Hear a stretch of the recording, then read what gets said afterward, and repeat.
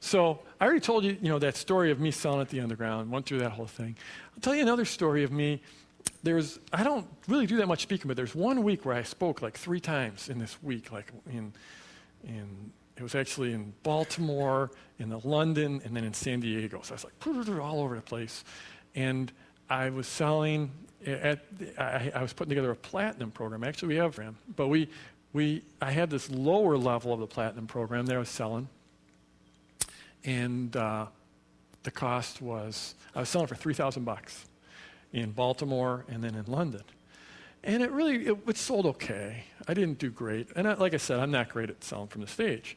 But then I got to San Diego. I was hanging out in the bar with some buddies, and we're drinking some beers. And one guy's like, dude, what are you selling? I'm like, well, I'm doing this platinum, this step down from platinum. I'm doing this, and this. And I'm selling it for $3,000. They're like, $3,000? That is worth so much more than $3,000. Look at all the effort you're putting. You got to sell for like $4,500. And I'm like, okay.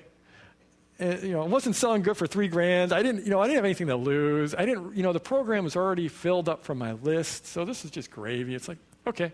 So, the next morning I edited my PowerPoint. So that was, got to go through and I'll edit the order form.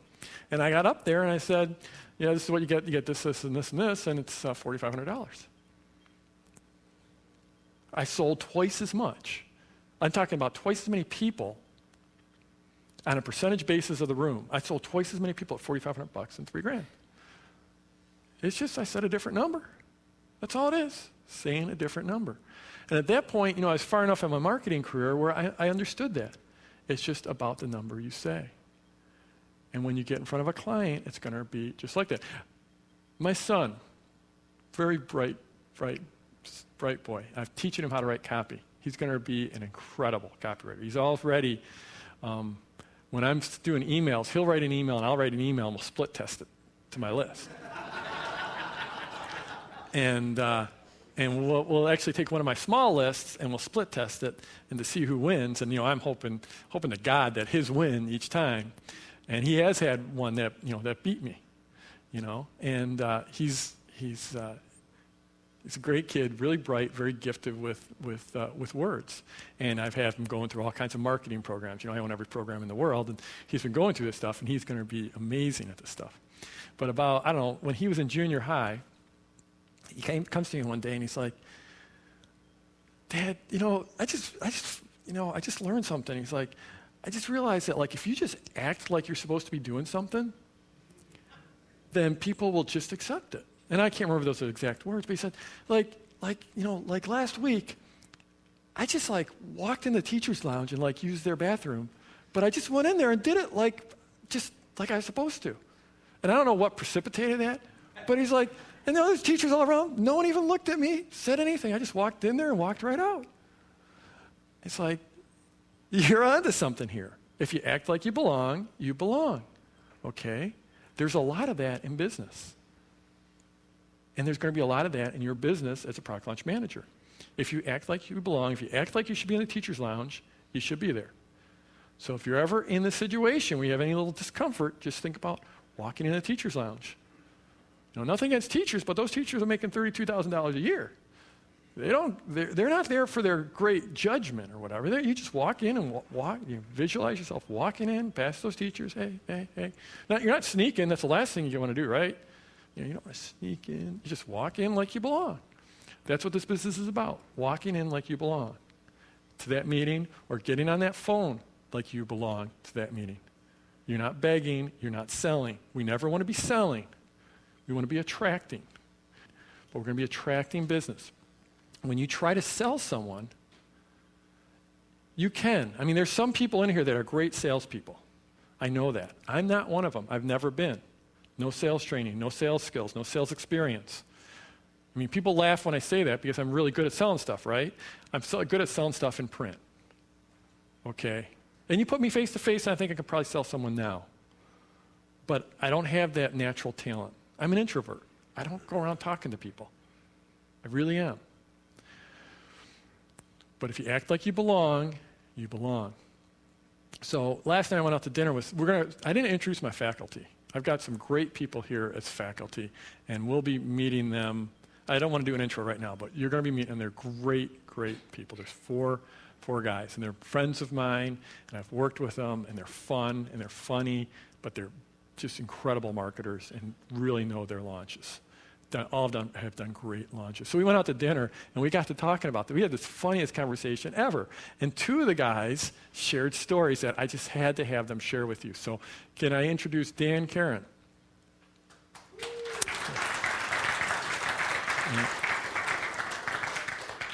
And I just sprung this on Dan. He didn't know this was going to happen until 5 minutes ago. Dan, I met when he was working with Rich Sheffrin. I think he was probably Rich Sheffrin's first employee and was his right-hand man. That's how he was introduced. And basically, Dan and I mean, Rich was very involved in his marketing, very involved in his business, but, to a large degree, Dan and I created his launch of his first really big $3.5 million launch. I'm sure Rich isn't going to appreciate me slighting him, but... it's a team effort. Yeah, it's a team effort. And Rich is great marketer and very, very involved. Very, very involved. And but Dan and I worked very closely together, and that's how I got to know Dan, and we've worked on a lot of stuff since then. But Dan was telling me this story that has nothing to do with marketing, about being in the right headspace. And so... I went to Northeastern in Boston. University. Yeah, and I went for marketing and entrepreneurship. And I was always into marketing and entrepreneurship. That was my thing. I was like, I'm going to be rich someday, So in my entrepreneurship class, I did really well. I got all A's. And Friday, there's a Friday 8 a.m. final. And I'm like, I can't. I'm not going to that. There's no way. I don't want to get out of bed at 8 a.m. on a Friday and take a final. I just didn't want to do it. I said... I worked so hard all year. So I walked in, I march in, I'm like, I walk into my professor's office, and I said, I'm not taking the final Friday. And he looks at me, he's like, what do you mean you're not taking? I said, I'm not going to take the final. I said, I've done good all year, And he said, okay, just don't tell anyone. And I just walked out, and I said, this works. It's crazy. And when I was in high school, I walked into a job interview, and they said, how much do you want to manage our network? And I said, $30 an hour, just deadpanned. And they said, sure, no problem.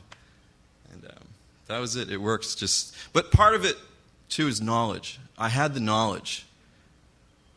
I knew that I had done well in class. I knew that I was a good network administrator. So being a marketer, right, and saying, I want $15,000 up front, you have to have the knowledge. You have to have the belief that, yes, I'm worth that. And that's what you'll get here at this training. Jeff has the best stuff out there. And, you have to have that belief that, I can charge $15,000 because I have the knowledge. I'm worth it. And it's totally counterintuitive, but you have to set the bar so high, because if you want to do $1 million launch, you can't walk in and say, yeah, I'll do it for free for the next 6 months in hopes that I'll make money later on. It's not going to work. It's not going to work.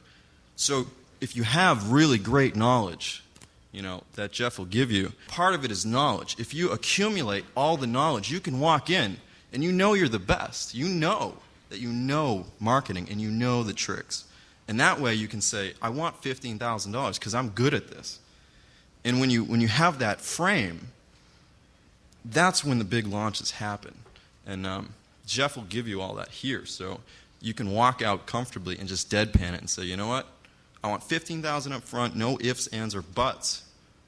And that will facilitate for you the rest of the launch. It'll create the right framework that's required and necessary to do big launches. So you have to have that. And it's a very, very, very important point that Jeff's bringing up. He's not creating content right now for you guys. He's saying you have to do this.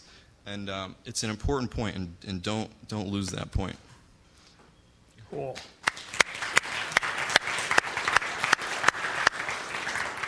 Okay, I got one more. I didn't even warn Ray Edwards. Ray Edwards is really the only person I've ever trusted to write copy for me. So he's a copywriter. He does product launches. He does a lot more than copywriting. He does all kinds of stuff. But I knew him first as a copywriter, so I think of him as a copywriter. And like I said, I mean, that's a big thing for me to say. He's the only person who's ever written copy for me. What story am I telling? I figured you got lots of them. The one you told about just asking. So I'm in there, I'm getting 15%, 25%, 50%, whatever the percentages of the launch. I typically define it as 1 month. Ray defines it as 1 year. It's like, I'm sitting there at dinner saying, how, you define it as a year. How do you do that? And he said, well, I still don't remember the specific story that I told last night, but this topic that we're on, I promise you that the trick to making this work, if you're sitting here thinking, well, I came here, I really hope this is going to work, the techniques work. So it's not a question of that. And you have the knowledge, I mean, between product launch formula and what's in the binder. I've looked through the binder, and I'm sure that I probably know some of the stuff that's on the USB drive. You've got everything you need. And so the thing that will hold anyone in the room back is not whether or not you know what to do. Because even if you don't know anything about, I'm sure there's nobody here who has failed to go through the entire product launch formula course. I'm sure you've all been all the way through all of it, but twice. Let's say you haven't. You could still get a client and just follow the directions and it would work. That's not what stands in your way. It's the ability to ask and to believe. And so what Jeff's talking about is what I get. If I'm just doing a one-time launch, I get $30,000 and I get 10% of the gross, and I get it for a year. And I get it just because I ask for it, and I kind of fell into that because the first time I asked for that, I don't think I told this story last night, but it was because I actually didn't want the client. Scout's honor, I got this call, and it was someone that I didn't want to offend, and they were very connected, and I thought, how am I going to get out of this? Because I can't just say, I really don't want to work for you. And so I said, okay, well, here's the deal. It's $30,000 and it's 10%.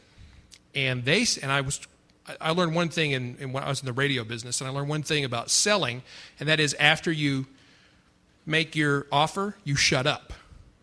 So I said, it's $30,000 and 10% of the gross for a year. And the person on the other end of the phone line said, okay, can I just send you a check? Yeah, suddenly I want to work for you. What Jeff says about, can you say it with a straight face? I think the first thing it comes from is you got to believe that what you're going to do for them is going to render value. So that's the first thing you got to deal with. You got to believe it. You got to know it.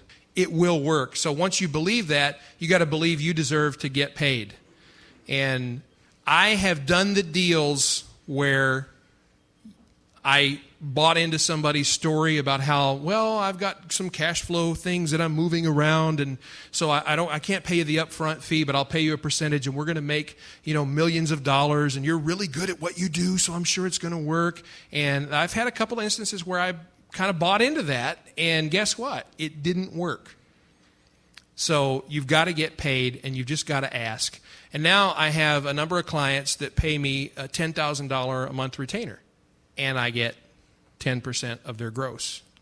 And that's the other thing. You can talk to me on a break, but don't ever take the net. Take the percentage from the gross. And it's just because I ask. And the ability to ask and have a straight face and then to shut up and not explain what you just asked for will get you so far. Trust me, just try it. Just decide you're not going to get the deal, and that's okay. And then you can call me and say, I tried it, Edwards, and it didn't work. Because if you do that, it'll work. I promise, it works. And then you got to, hustle and do the work to follow up and get the payoff. But that is the easy part. That's the fun part. Thanks.